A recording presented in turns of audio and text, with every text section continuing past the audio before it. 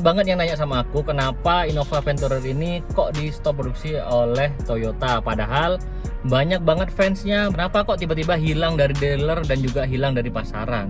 Dan akhirnya mengakibatkan harga secondnya saat ini itu menjadi sangat tidak terkendali dan sangat digoreng oleh penjual mobil bekas, khususnya Innova Venturer yang diesel. Harga bekasnya itu udah mirip dengan harga barunya Innova Reborn, guys. Jadi di video kali ini kita akan bahas kenapa Toyota menghentikan penjualan dari Venturer ini. Jadi Venturer ini masih berbasis frame yang leather frame ya teman-teman, masih IMV leather frame, dan dia itu belum di-upgrade ke TNGA, dan yang dapat platform TNGA itu adalah Innova Zenith. Jadi mau nggak mau Venturernya ini jadi tidak dilanjutkan ke TNGA, hanya berhenti di IMV leather frame. Karena perpindahan platform dari IMV leather frame ke TNGA, hal ini salah satu penyebab kenapa Innova Venturer ini dihentikan. Kemudian alasan kedua adalah Venturer ini terlalu nanggung ya. Banyak yang bilang terlalu nanggung. Pada saat Venturer itu dikeluarkan dengan harga 500 jutaan, banyak yang statement seperti ini, 500 juta dapatnya Kijang. Kemudian banyak yang statement juga 500 juta kok gitu-gitu aja, fiturnya kok gitu-gitu aja. Jadi Venturer ini lebih mahal jauh banget daripada Innova yang tipe G dan juga tipe V, tapi dia nggak premium banget untuk internalnya. Jadi di interiornya ini untuk yang Venturer ini kalau dibandingkan dengan Zenith yang sekarang penggantinya Venturer itu jauh banget ya.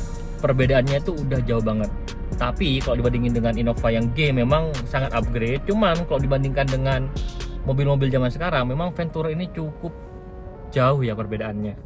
Dan Toyota ini strateginya adalah fokusnya ke hybrid atau ke elektrifikasi, dimana Toyota itu saat ini udah all in ya ke mobil hybrid. Hampir semua mobilnya dia tuh dihybridin.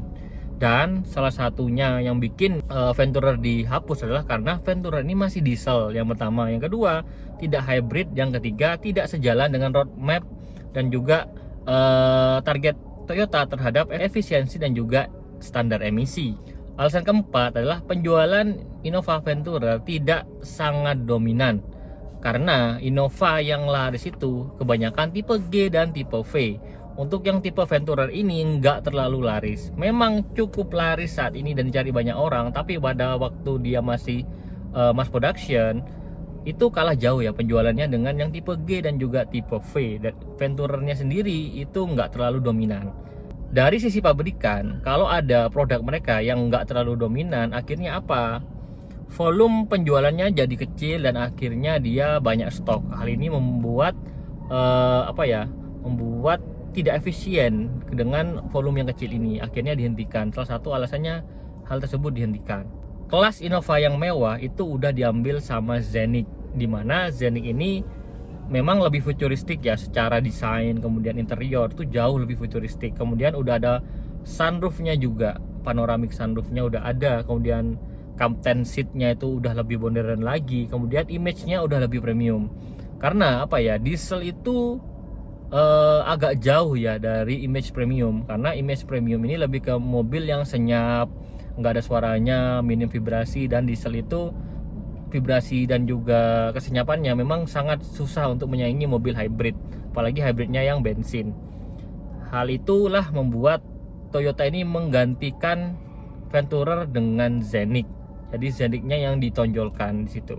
Jadi Venturer ini bukan jelek atau gagal atau gimana ya. Itu peminatnya banyak banget. Lebih ke arah strategi dari Toyota ini udah berubah. Yang awalnya ke performance, sekarang lebih ke elektrifikasi dan juga ke emisi, yang dimana Toyota ini udah berbenah ya.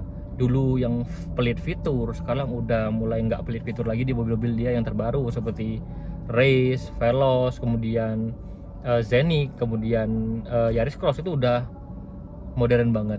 Jadi bisa dibilang Venturer ini udah kalah zaman ya. Tapi kalau kalian pecinta Venturer, apalagi pecinta diesel mobil bekas, Venturer sekarang udah nggak ngotak harganya karena emang menjadi mobil langka ya teman-teman. Mobil langka yang udah nggak diproduksi lagi.